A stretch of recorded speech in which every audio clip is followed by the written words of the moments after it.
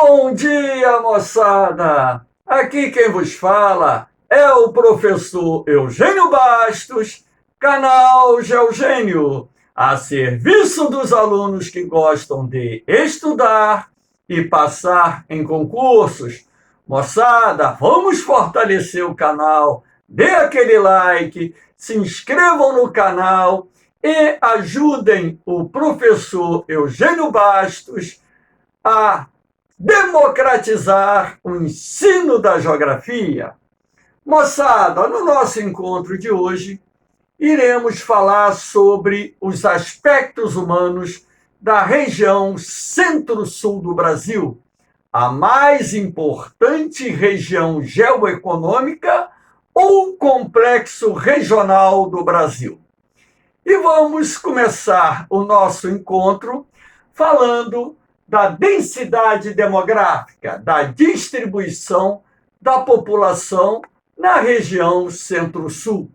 Nada melhor do que esse mapa para que nós possamos ver que a maior parte da população da região Centro-Sul está concentrada na faixa oriental, sobretudo no litoral, e numa faixa que se estende até aproximadamente 250 quilômetros em direção ao interior. Então, podemos perceber que as maiores densidades demográficas se encontram na região metropolitana de São Paulo, na região metropolitana do Rio de Janeiro, na região metropolitana de Belo Horizonte e também nas regiões metropolitanas de Curitiba, Porto Alegre e Brasília. E nós podemos perceber também que as menores densidades demográficas da região estão localizadas na porção norte e oeste, sobretudo no Mato Grosso do Sul, no sul do Mato Grosso, no oeste e norte de Goiás, no sul de Tocantins e oeste de Minas Gerais. Lembrando que a região Centro-Sul é a mais populosa do país, contando com aproximadamente 120 milhões de habitantes e com uma densidade demográfica em torno de 23 habitantes por quilômetro quadrado. Esses dados quantitativos, eles variam de tempos em tempos. A geografia quantitativa ela é perigosa no sentido de que esses dados eles não são permanentes. Então, moçada, fiquem ligados, porque os dados estando próximos a tal informação devem ser considerados verdadeiros, ok? Aqui nós temos as migrações regionais. A região Centro-Sul tem sido, ao longo da história, uma área de atração de migrantes, principalmente que se dirigem para o Sudeste, lembrando que a maior parte da região Sudeste está dentro da região Centro-Sul, somente o norte de Minas Gerais fica fora da região Centro-Sul.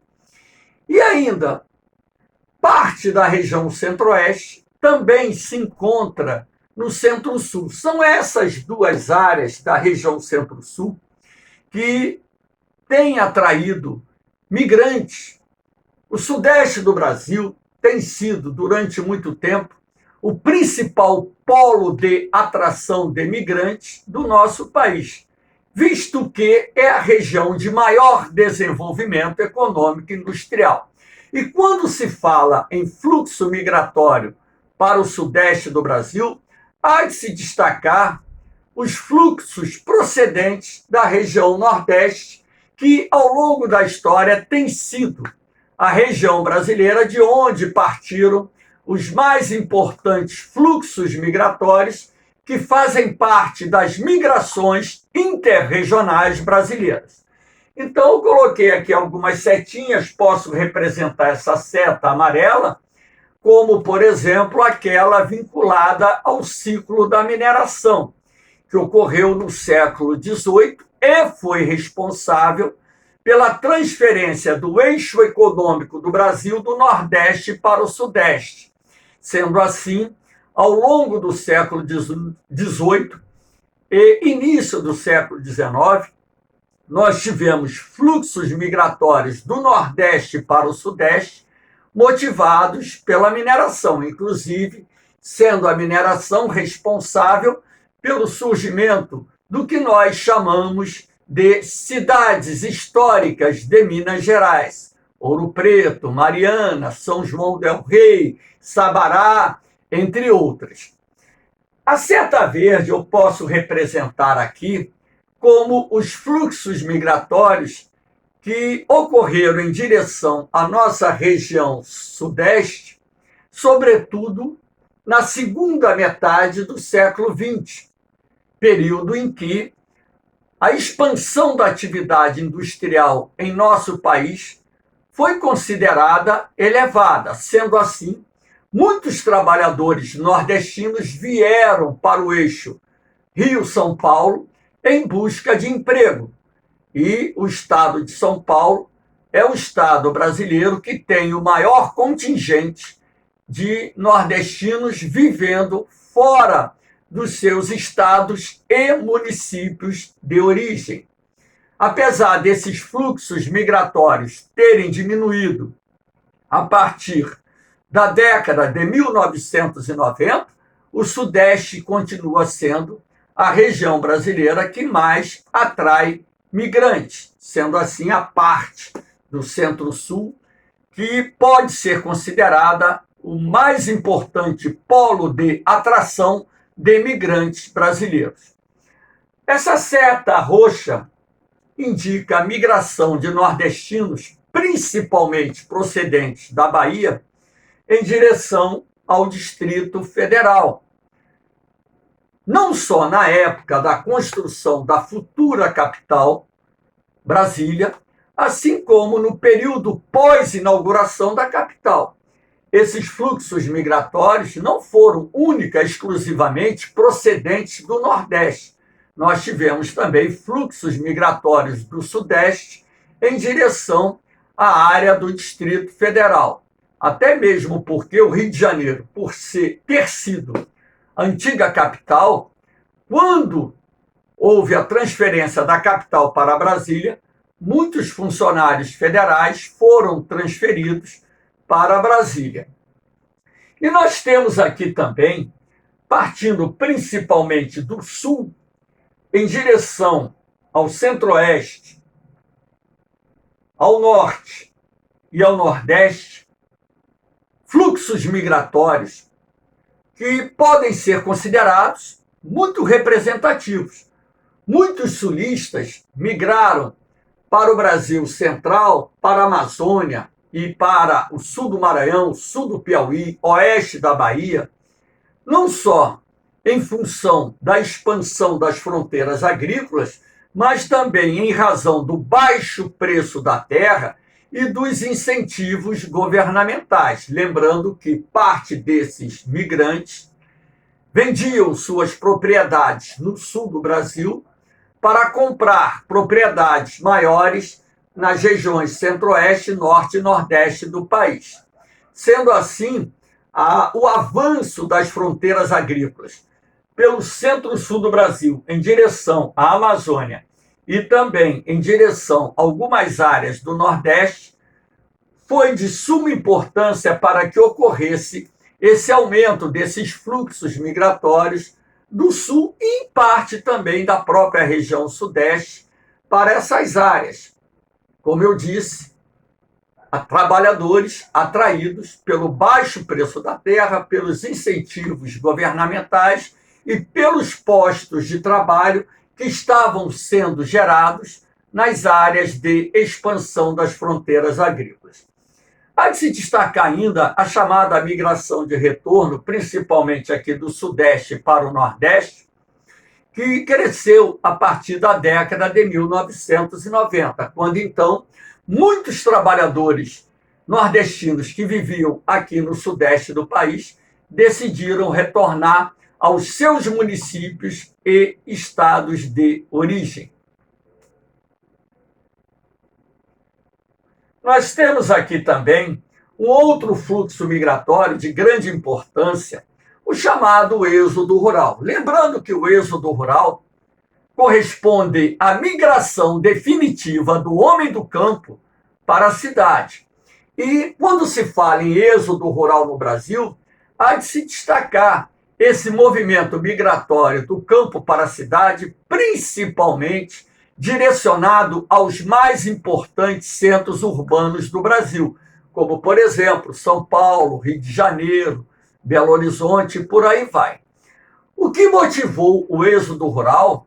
Logicamente, além da elevada concentração fundiária no campo, foram a expansão da oferta de emprego nas mais importantes cidades do país, o fascínio que as grandes cidades exercem, ou seja, a população rural, migrando para os grandes centros em busca de oportunidades de trabalho e também com aquele ideal de vencer na vida, e ainda, logicamente, aquela ideia de que a pressão demográfica existente no campo ela é responsável pelo aumento do desemprego no meio rural e as pessoas que vivem no campo, assim como em qualquer outro lugar do mundo, precisa de trabalho para poder se manter, se sustentar. Então, a forte pressão demográfica ela vai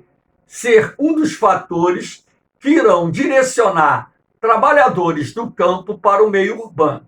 E nada melhor do que essa charge representando o êxodo rural. Nós temos também as migrações para as cidades do interior. Um movimento bastante interessante que se verificou aqui no centro-sul do país é que, a partir da década de 1990, houve um aumento expressivo dos fluxos migratórios, principalmente para algumas pequenas e, sobretudo, para médias cidades do interior. Centros urbanos tradicionais, por exemplo, como Rio de Janeiro e São Paulo, deixaram de atrair um grande contingente de trabalhadores. Não estou com isso querendo dizer que pessoas não migrem mais para essas cidades, claro que migram, mas o fluxo migratório ele passou a se direcionar para algumas pequenas e principalmente médias cidades do interior em função de alguns aspectos, tais como a expansão da oferta de empregos nessas cidades, que foi motivado, sobretudo, pelos investimentos nos setores secundário e terciário da economia. Essas cidades passaram a atrair, de forma crescente, investimentos industriais. E onde o setor secundário se desenvolve, ele traz consigo o desenvolvimento do setor terciário.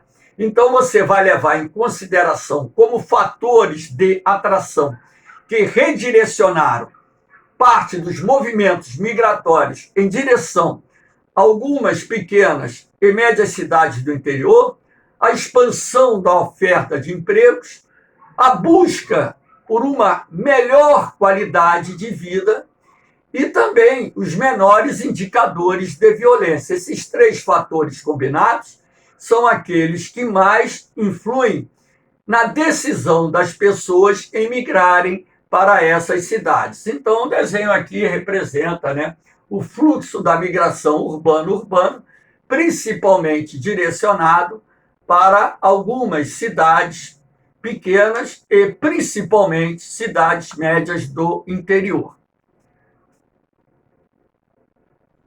Aqui nós temos a questão da imigração. A região centro-sul do Brasil, principalmente os eixos sudeste e sul do país, atraíram boa parte dos imigrantes que se estabeleceram em nosso país a partir da chegada da família real portuguesa no Brasil em 1808. Então, quando você analisa a questão da imigração para o Centro-Sul, lá no sul do Brasil, você vai ter que levar em consideração o fato do governo brasileiro ter distribuído terras e ainda ter custeado as viagens das famílias dos imigrantes para aquela região, com a ideia de povoar para reivindicar a posse do território, seguindo aquilo que estava dentro do contexto do Tratado de Madrid, o tipo Ocidente, ou seja, a utilização e posse dos territórios que garantiram ao Brasil a possibilidade de expandir as suas fronteiras no sul do país. Como não havia um contingente populacional expressivo no Brasil que pudesse ser utilizado para ocupar as terras do sul, então a coroa portuguesa e posteriormente o Império atraíram imigrantes de origem europeia, italianos, alemães, açorianos, eslavos, espanhóis, que ocuparam esses territórios. Os espanhóis vieram mais à frente um pouco. E também a região sudeste do Brasil recebeu um grande contingente de trabalhadores estrangeiros. A imigração italiana, a imigração espanhola, a imigração alemã, por exemplo, a imigração suíça, a imigração japonesa, desempenharam um papel importante para a formação da população da região. O estado de São Paulo, aqui no sudeste do país, é aquele que recebeu o maior contingente de trabalhadores estrangeiros. No caso de São Paulo, muitos imigrantes foram atraídos pelos produtores de café e foram trabalhar nas lavouras de café, como foi o caso dos alemães, os italianos, os espanhóis, enfim. Então, a imigração ela foi de suma importância para a formação da população do Centro-Sul, principalmente no sul e sudeste do Brasil. Lembrando que a região Centro-Sul é constituída pela região sul, quase toda a região sudeste e uma parte da região centro-oeste e ainda um pedaço da região norte, já que uma parte de Tocantins está dentro do centro-sul do país. Aqui nós temos a questão da urbanização. A região centro-sul do país apresenta as maiores taxas de urbanização. Se você separar o sudeste, sul e parte do centro-oeste, nós teremos aí as 3 áreas de maior concentração de população urbana do Brasil. Estima-se que no Centro-Sul, no seu conjunto, cerca de 90% da população viva nas cidades. O maior destaque é para a região Sudeste, que tem algo aí em torno de 93%, 94% da sua população atualmente vivendo em cidades. Seguido do Centro-Oeste, que tem uma parte no Centro-Sul e uma parte na Amazônia, com algo aí em torno de 90%, e o sul do Brasil, que tem algo aí em torno de 88%. Então, por que os índices de urbanização são maiores no centro-sul do país? Isso se deve ao maior desenvolvimento econômico, maior desenvolvimento industrial, que justamente contribuiu para que o êxodo rural transferisse do campo para a cidade um número muito grande de trabalhadores, sobretudo na segunda metade do século XX. E é justamente no centro-sul do Brasil que se concentram as maiores aglomerações urbanas do país, como, por exemplo, as regiões metropolitanas de São Paulo, Rio de Janeiro, Belo Horizonte, Porto Alegre e Curitiba, figuram entre as maiores regiões metropolitanas, não deixando de mencionar também a região metropolitana de Brasília. Esse processo de urbanização ocorrido no Centro-Sul, ele é classificado como desintegrado, anômalo, assim como todo o processo de urbanização brasileiro.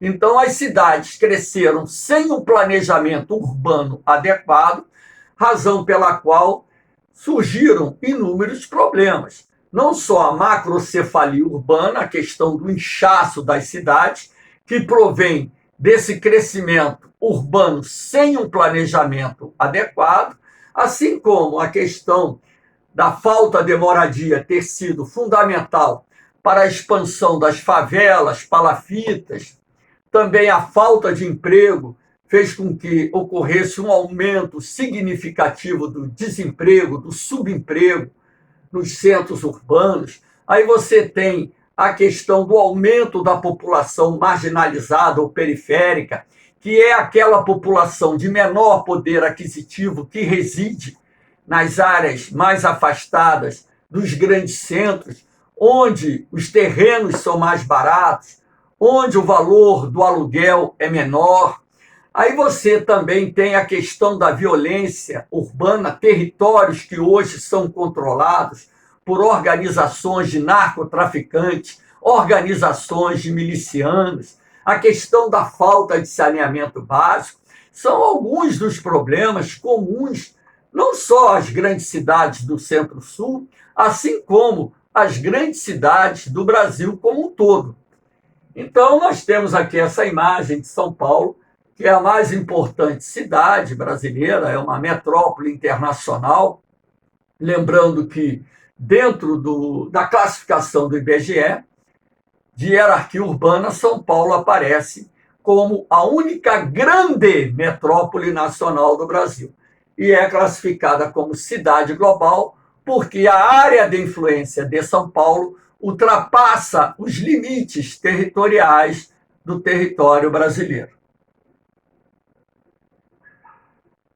Aqui nós temos alguns problemas, né, que são comuns nas grandes cidades do Centro-Sul. A expansão das favelas se deve à questão do déficit imobiliário, à questão do valor dos imóveis, o valor dos aluguéis, o baixo poder aquisitivo de boa parte da população, a questão do desemprego, enfim. Então, a falta de uma política governamental mais eficaz para atender às demandas das famílias de menor poder aquisitivo no que diz respeito à moradia também é um fator de grande importância que contribui para a formação das favelas. Aqui nós temos a questão da segregação socioespacial, nada melhor do que mostrar esse condomínio que abriga a população de maior poder aquisitivo ao lado de uma favela. Então, a segregação socioespacial é aquele processo que resulta da coexistência de bairros que agrupam famílias de maior poder aquisitivo, pertencentes às classes média e alta, com as favelas, as palafitas, que agrupam essas famílias de menor poder aquisitivo. De um lado da cidade, você tem uma cidade organizada, bem estruturada, com serviços de transportes, escolas, hospitais, postos de saúde, maior segurança, áreas de lazer, comércio organizado, né? E tantas outras coisas mais. E do outro lado da cidade, você tem aquela parte da cidade informal, onde as moradias surgem e crescem sem um ordenamento urbano adequado, muitas vezes sem um alvará para a construção, sem a licença de construção, ruas sem calçamento, sem pavimentação, muitas vezes com esgoto correndo a céu aberto, territórios controlados por organizações criminosas. Então, onde o Estado paralelo impõe as suas normas à população que ali reside. Então, isso é o que nós chamamos de segregação socioespacial. Nas áreas de favela, você tem carência de serviços básicos, você tem falta de escolas, falta de creches, falta de hospitais, postos de saúde. O transporte que normalmente circula ali, na maioria dos casos, é aquele transporte alternativo, enfim. Aqui nós temos a mobilidade urbana, que é um problema comum nas grandes cidades, né? Aqui no Brasil, não só no Centro-Sul, mas a falta de uma política eficaz para o desenvolvimento de transportes coletivos mais eficientes é um fator de grande importância nessa questão da mobilidade urbana. Então você vai ver que nas principais vias de acesso das mais importantes cidades do país, você tem na hora do rush os grandes congestionamentos que retardam o deslocamento das pessoas, não só da casa para o trabalho, como do trabalho para a casa. Então, muitas pessoas chegam a perder mais de 2, 3 horas por dia deslocando-se da casa para o trabalho e vice-versa. Isto porque a falta de uma política eficaz para o desenvolvimento de transportes coletivos, transportes de massa que possam atender de uma melhor forma a população, gera essa questão da mobilidade urbana um tanto quanto complicada nos grandes centros urbanos do Centro-Sul. Aqui você tem a imagem simbolizando a violência, como eu disse, a violência nas grandes cidades, ela tem crescido, motivado, logicamente, pelo surgimento de organizações criminosas, tanto vinculadas ao narcotráfico como vinculadas à milícia, e isso gera territórios controlados por essas organizações, onde os indicadores de violência acabam sendo maiores. Então, aqui no Brasil, você tem pelo menos mais de 60 mil pessoas que morrem anualmente vítimas da violência. Isto falando sobre os corpos que aparecem. Se nós levarmos em consideração os desaparecidos, esse número é bem maior. Então, logicamente, que para combater a violência urbana nas principais cidades, é preciso que o Estado se faça presente, através de intervenções que possam melhorar a qualidade de vida da população que reside nessas áreas dominadas pelo crime organizado e também gerar empregos para a população de forma a reduzir o desemprego, criar políticas afirmativas que possibilitem a inserção dessas famílias que compõem uma população de menor poder aquisitivo, para que possam almejar um futuro melhor para os seus filhos. Aqui também nós temos a questão da poluição da água, né? Nada melhor do que esse rio. Aqui nós temos uma ecobarreira para conter o lixo flutuante, impedindo que, de repente, ele chegue numa baía, numa lagoa, no mar.